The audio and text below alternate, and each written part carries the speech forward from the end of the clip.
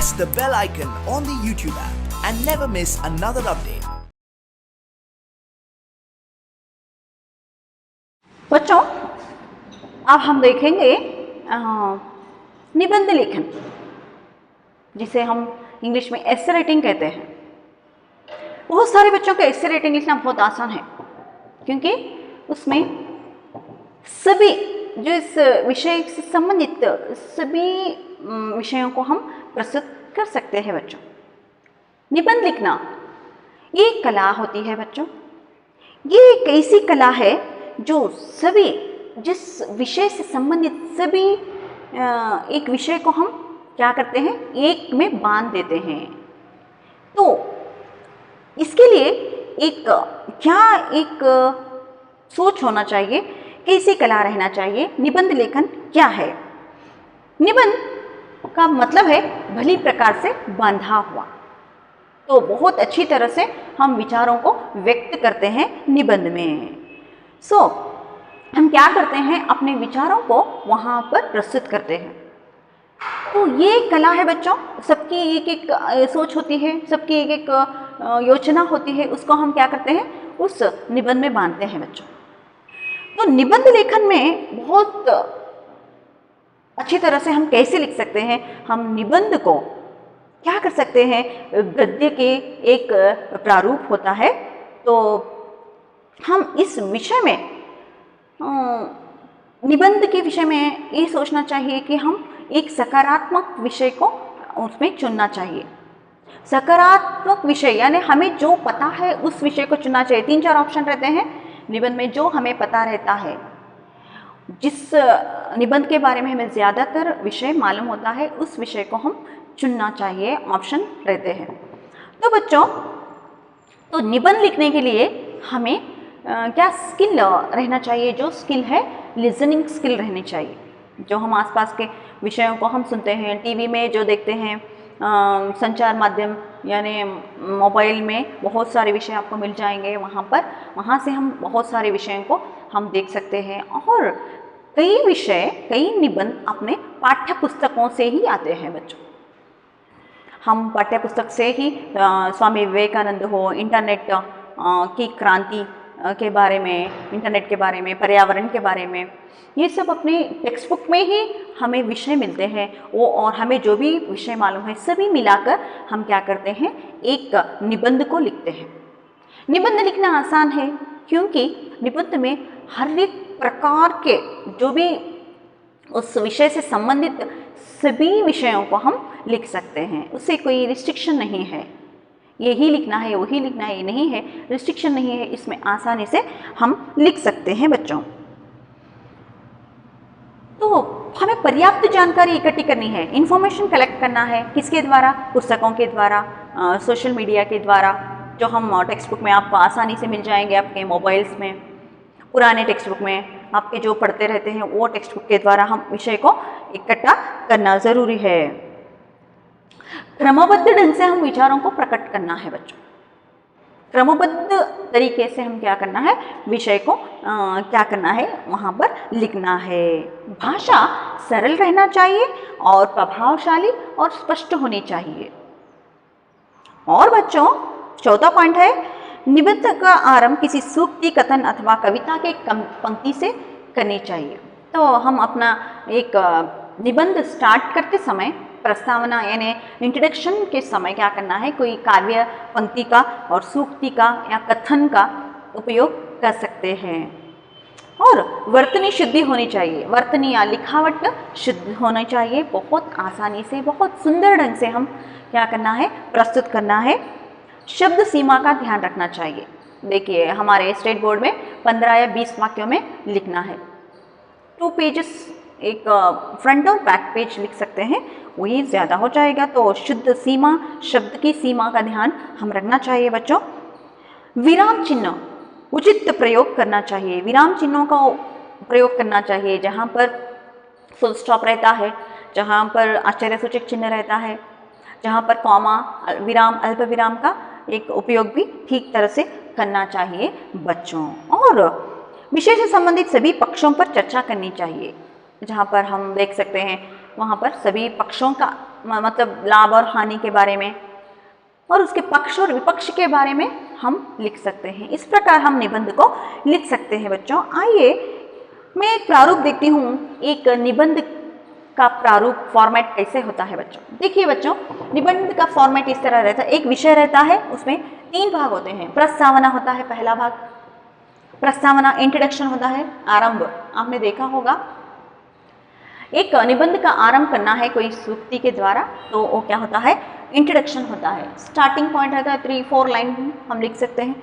उसके बाद विषय वस्तु, विषय विस्तार कर सकते हैं हम, इंट्रोडक्शन दे सकते हैं, इंट्रोडक्शन नहीं है ये क्या है, विषय वस्तु मध्य भाग होता है। बहुत सारे विषय को हम वहाँ पर हम जोड़ सकते हैं। उसके बाद उपसंहार होता है, हम आगे चलकर क्या करना चाहिए, इसके अनुकूल और अनानुकूल यहाँ पर लिखते हैं। यहाँ पर उपसंहार, समापन कैसे करना है, कि हम आगे इसका एक उपयोग कैसे करना चाहिए, तो सरकार क्या करना चाहिए, हमारा एक कर्तव्य क्या है, ये उपसंहार में आता है बच्चों। बच्चों ऐसे आपको समझ में नहीं आएगा, एक प्रारूप में दिखाती हूँ जिसका नाम है, बहुत ही इम्पोर्टेंट एक ऐसे है, हमारे भारत देश की सबसे बड़ी समस्या जनसंख्या की समस्या के बारे में हम जानेंगे। देखेंगे पहले जनसंख्या की समस्या, जनसंख्या की समस्या। तो बच्चों इस जनसंख्या की समस्या इस प्रकार एक टॉपिक आपको दिया जाएगा, तो आपको टॉपिक का जो वर्तमान समस्या है उसके बारे में दिए जाएंगे बच्चों। फॉर एग्जांपल जनसंख्या की समस्या, इंटरनेट की क्रांति, पर्यावरण के प्रदूषण और नारी के बारे में दिया जाएगा, और दूरदर्शन के बारे में, खेल कूद के बारे में, या 9th स्टैंडर्ड में जो स्वामी विवेकानंद जी के बारे में, इस प्रकार दिया जाएगा। लेकिन अभी वर्तमान में जो कुछ आपका बेरोजगारी की समस्या है, इसके बारे में हमें ज़्यादातर प्रश्न निबंध आएगा बच्चों। बहुत ज़्यादातर रिपीट होने वाला एक निबंध है जनसंख्या की समस्या, क्योंकि भारत देश का सबसे बड़ी समस्या है जनसंख्या की समस्या बच्चों। तो इस प्रकार देने के बाद वहाँ पर कुछ पॉइंट आएंगे, विषय प्रवेश, यानी पहले आपको यहाँ पर दिया जाएगा, पॉइंट्स दिए जाएंगे। इस प्रकार आपको प्रश्न आता है, जनसंख्या की समस्या टॉपिक है, उसके अंतर्गत आपको विषय प्रवेश, विषय प्रवेश यानी इंट्रोडक्शन आएगा। उसके बाद जनसंख्या के वृद्धि के कारण, जनसंख्या के वृद्धि के कारण बच्चों, देखिए बच्चों आपको ठीक तरह से नहीं दिख रहा होगा। सेकेंड वन, जनसंख्या की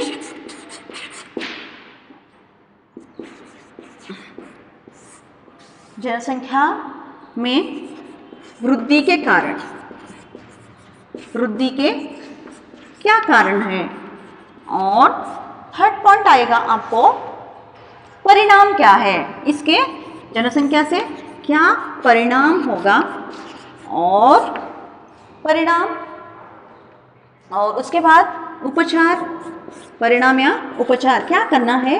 उसके बाद 5th पॉइंट उपसंहार। इस प्रकार आपको प्रश्न आएगा बच्चों, टॉपिक पर इस प्रकार प्रश्न आएगा, हम इसको किस प्रकार लिखना है। एक प्रारूप देखेंगे बच्चों, आपको बहुत अच्छे से समझ में आएगा, जो कि 10वीं कक्षा के बच्चों के लिए बहुत ज़रूरी है। जनसंख्या की समस्या के बारे में आपको जानना। एक निबंध का प्रारूप को दिखाती हूँ मैं।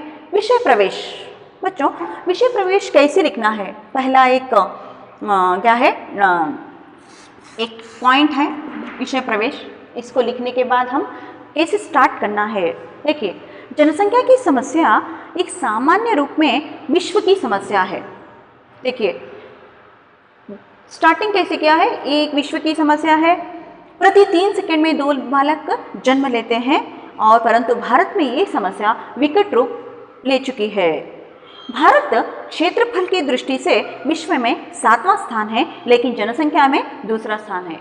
ये केवल चीन से पीछे है। तो जनसंख्या वृद्धि इस वर्तमान गति के अनुमान है 2020 तक भारत की जनसंख्या 125 करोड़ से कई गुना अधिक होगी, लेकिन 125 से ज़्यादा गुना अधिक हो गई है। इतना ही सिंपल से हम क्या कर सकते हैं, विषय प्रवेश, ये था इंट्रोडक्शन। उसके बाद बच्चों देखेंगे कि जनसंख्या की वृद्धि के कारण क्या है, 5 रीजंस क्यों, क्या कारण है जनसंख्या बढ़ने का। ये 5 कारण हम लिख सकते हैं बच्चों, 5 रीजंस हम लिख सकते हैं, सिंपली शॉर्टली लिख सकते हैं। विज्ञान की उन्नति के कारण चिकित्सा एवं स्वास्थ्य की सुविधा में उन्नति हुई है। देखिए पहले चिकित्सा नहीं थी, अब चिकित्सा की उन्नति हुई है, स्वास्थ्य की सुविधाएं आए हैं, आईसीयू है, पहले नहीं थे, और चिकित्सा में सुविधाएं ज़्यादा हो गई है, बहुत सारे मेडिसिन्स का उपयोग हो रहा है। तो इसलिए क्या हो रही है, मृत्यु दर में कमी हुई है, डेथ रेट में कमी हुई है, औसत आयु में वृद्धि हुई है। औसत आयु या परसेंटेज में क्या हुई है, मरण प्रमाण कम हो गया है, यानी आजकल एक भारतवासी पहले से अपेक्षा बहुत ज़्यादा तर जीवित रहता है। तो इतना सिंपल है कि विज्ञान की उन्नति के कारण चिकित्सा एवं स्वास्थ्य की सुविधाओं में उन्नति हुई है। सेकेंड पॉइंट, प्राचीन मान्यताओं के अनुसार बच्चे भगवान की देन है। भारत देश में समझते हैं कि बच्चे भगवान की देन है। सेकेंड पॉइंट मैं बता रही हूँ, रीजंस। तो जनसंख्या के वृद्धि के कारण क्या है, सेकेंड पॉइंट, कि भारत में समझते हैं कि बच्चे भगवान की देन है, इसलिए कि परिवार नियोजन जैसे एक उपायों को सामान्यतः क्या नहीं समझते, अच्छी नज़र से नहीं देखते। ओके, थर्ड पॉइंट देखेंगे। ये भी एक दृष्टिकोण है कि अधिक बच्चे होने से काम करने के लिए और परिवार की रक्षा करने के लिए अधिक हाथ उपलब्ध होते हैं। ये भी समझते हैं कि विलेज में लोग के काम करने वाले बच्चे बहुत ज़्यादा होते हैं, काम करने के लिए बहुत काम कमाई करके देते हैं और परिवार की रक्षा करने के लिए ज़्यादा बच्चे पैदा कर रहे हैं, ये भी एक रीज़न है। इतना ही है सिंपल। और फोर्थ पॉइंट, जनसंख्या वृद्धि रोकने के सबसे बड़ी बाधक तत्व है। जनसंख्या रोकने के लिए सबसे बड़ा बाधक तत्व क्या है, अशिक्षा।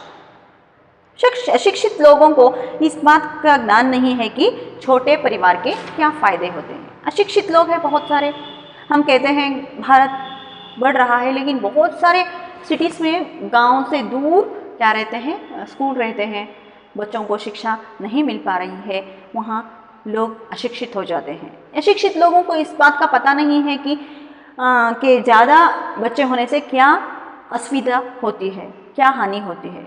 बच्चों, बहुत बच्चे होने से उनकी पढ़ाई, उनकी लिखाई, उनकी देखभाल ठीक तरह से नहीं होती। ये बात का पता अशिक्षित लोगों को नहीं रहता, इसलिए बहुत ज़्यादा बच्चे हो जाते हैं।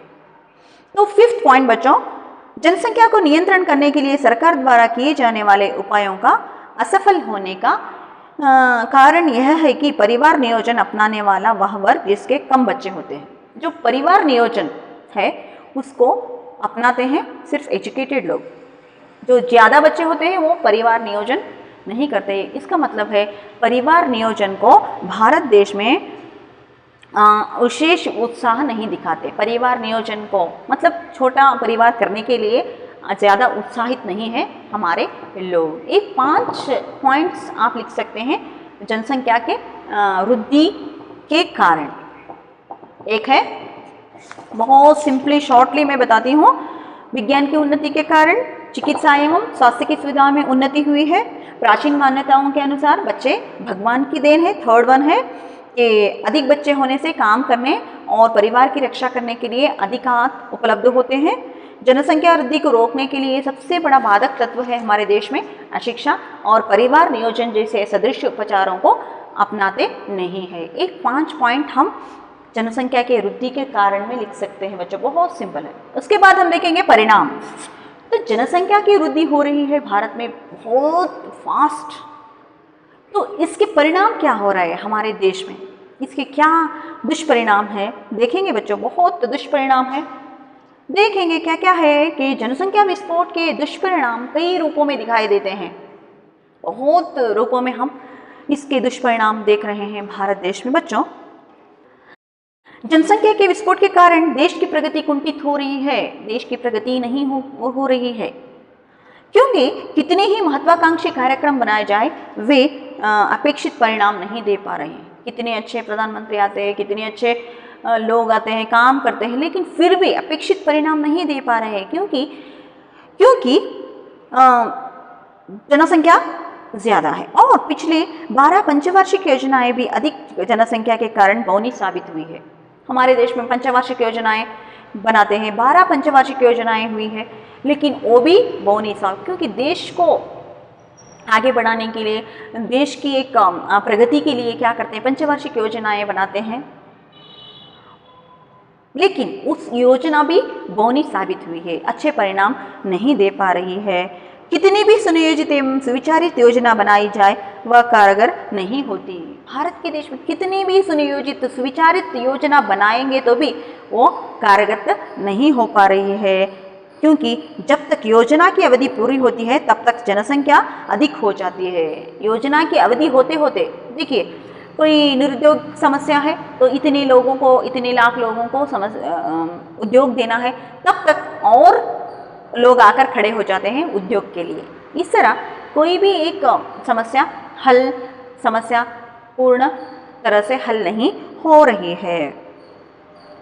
जनसंख्या के कारण बेकारी की समस्या उत्पन्न हो रही है। बेकारी की समस्या यानी बेरोजगारी की समस्या। भारत देश में बहुत सारे पढ़े लिखे लोग हैं लेकिन उनको नौकरी नहीं है। बहुत सारे लाखों इंजीनियर्स और लाखों डॉक्टर्स, लाखों टीचर्स जो पढ़ाई करके आ रहे हैं ट्रेनिंग लेकर, लेकिन उनको अच्छी तरह से कोई काम नहीं मिल पा रहा है। इससे बेकारी की समस्या, निरुद्योग की समस्या उत्पन्न हो गई है, क्योंकि जिस गति से जनसंख्या बढ़ रही है उस गति से रोजगार नहीं मिल पाता है।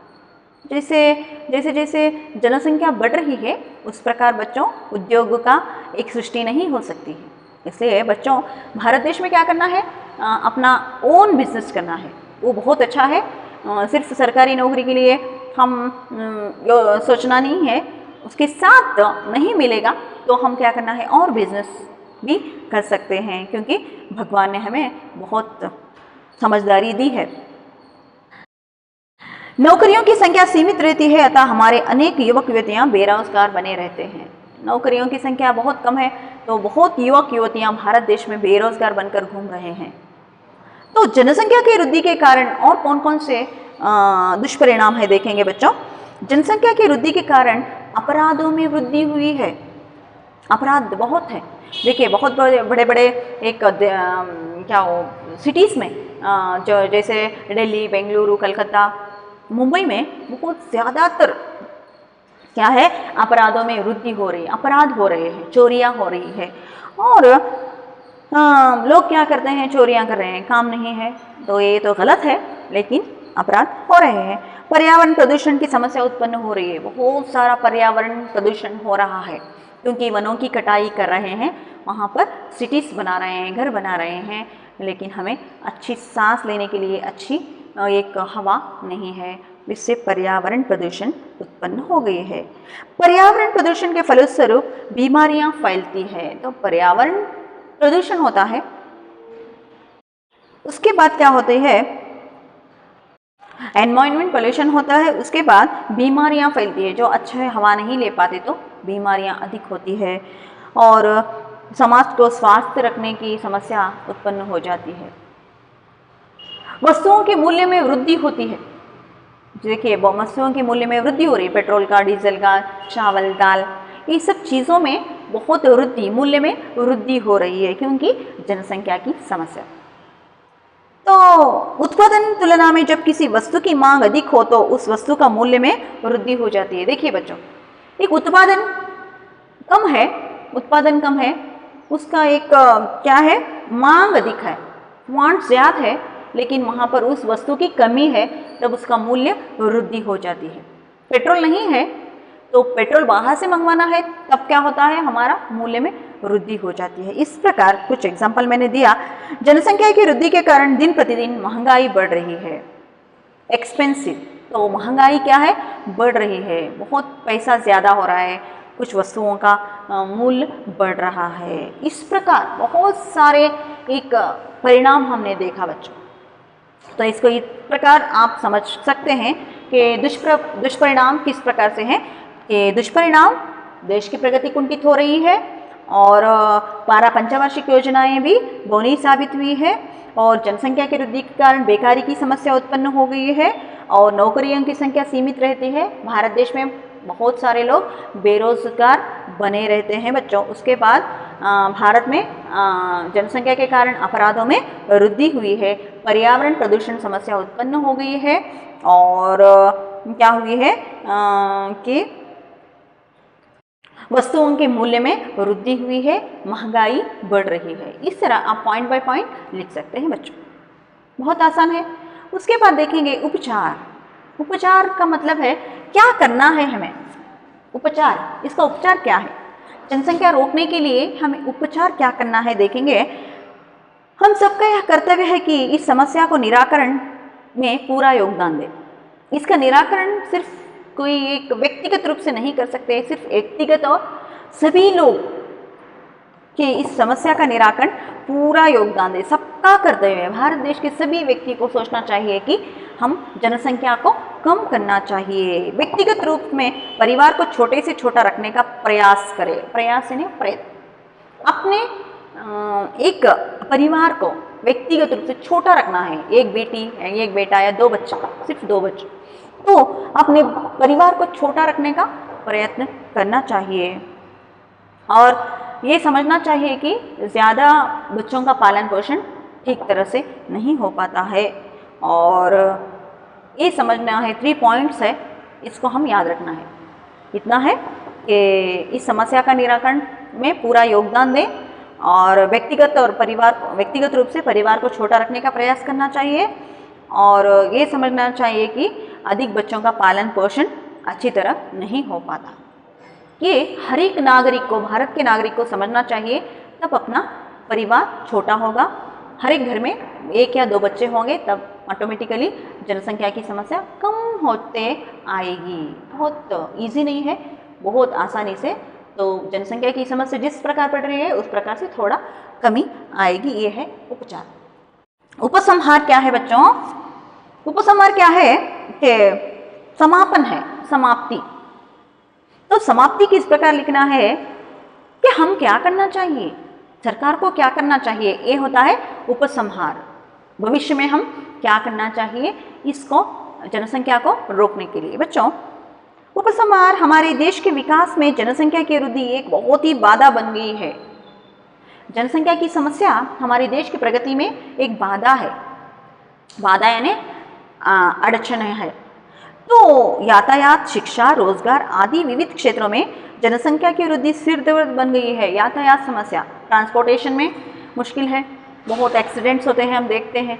यातायात की समस्या भी मुश्किल है। शिक्षा, एजुकेशन, तो बच्चे को अच्छी एजुकेशन के लिए स्कूल में सीट्स भी नहीं मिल रहे हैं। इतनी शिक्षा में समस्या, इंजीनियरिंग सीट्स, मेडिकल सीट्स सीमित रहते हैं, लेकिन पढ़ने वाले ज़्यादा रहते हैं। तो शिक्षा की समस्या, रोजगार, नौकरी की समस्या, अनेक क्षेत्रों में ये जनसंख्या की समस्या सिरदर्द बन गई है। इस समस्या का छुटकारा पाने के लिए, इससे हम छूटने के लिए, उससे दूर रहने के लिए एक ही उपाय है। क्या है कि देश का प्रत्येक नागरिक इस समस्या का हल करने में सहायक हो। देश का हर एक नागरिक क्या करना चाहिए, इस समस्या का समाधान करने का प्रयत्न करना चाहिए। मतलब अपने परिवार को छोटा रखने का प्रयत्न करना है। हमें निम्न पंक्तियों को जन जन तक पहुंचानी चाहिए, और इस नीचे दिए गए पंक्तियों को घर घर तक पहुंचानी चाहिए। मतलब हम जिससे भी मिले तो हम बातचीत करना चाहिए।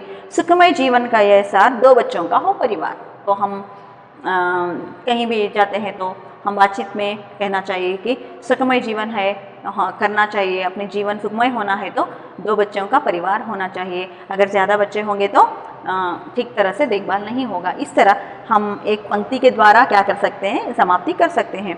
और उसका उपचार में हम देख सकते हैं कि बच्चों, उपचार में हमारी सरकार तथा सामाजिक संस्थाओं को चाहिए, हमारे संस्थाओं को, सामाजिक संस्थाओं को सब क्या करना चाहिए, हमारे सरकार को गोष्ठियों, सभाओं और संचार माध्यमों द्वारा छोटे परिवार से होने वाले फायदे का प्रसार करना है।